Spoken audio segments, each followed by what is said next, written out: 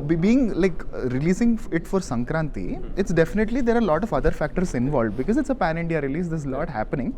But as actors, do you stick by that, or how is it? We just stand by our producer. Once the decision is taken, we just stand by our producer. Definitely there will be a consultation before announcing the date. We just share our views, and finally the decision is up to the producers and the buyers, the distributors. There are 100 different people involved in the whole business altogether. If we are in a very great position as actors, then probably we might dictate the release dates or understand the business behind it. But we are all not that experienced to understand the dynamics of the business yet, or the dynamics of the release date yet. So all the buyers, distributors and the producers have taken a call, and we stand by that. You know, we are just all small people, like small town people, like everyone. We were not like, we have a solid background, or we have a film background or some solid support. We just wanted to, provide something new to the audience, and that's how we believed in Hanuman, and it keep on growing.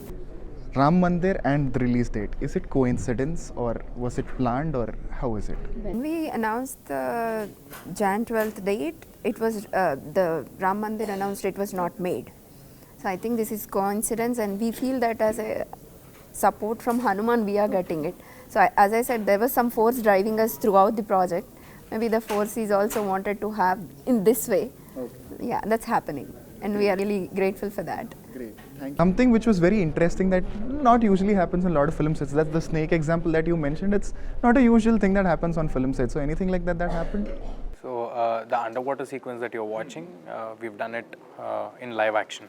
So I was under 25 feet in a pool, trying to get the shot right. So I learnt scuba snorkeling for a couple of days, and then we shot it in a way where one life coach at one end, at 25 feet deep into the pool, he gives me the snorkeling thing. When I take a deep breath, and a 40-50 second shot straight from one camera to another camera I have to be traveling, and then at the other end there's another person ready with the snorkeling unit giving me an input again.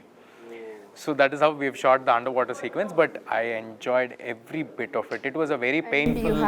I have to mention this, sorry Teja. No problem. He did it very quickly. So usually maybe if people like someone else might take, number of days.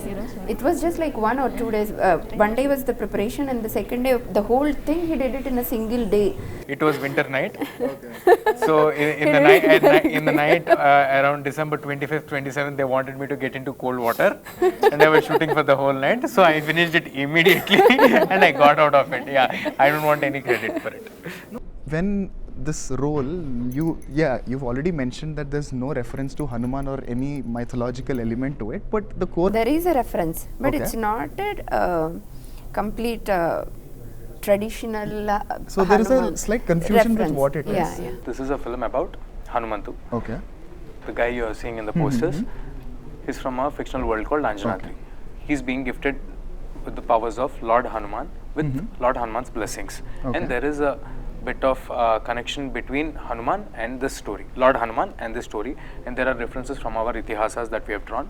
Okay. And this is a very large universe that we are going to build. This is just an inception, this is just the starting point. So in the starting point itself, we cannot start making multi-dimension superhero films. Correct. So this is an origin superhero film. We are going to, we are actually catering to the whole nation. You might be well aware of superhero films or the genre or the idea.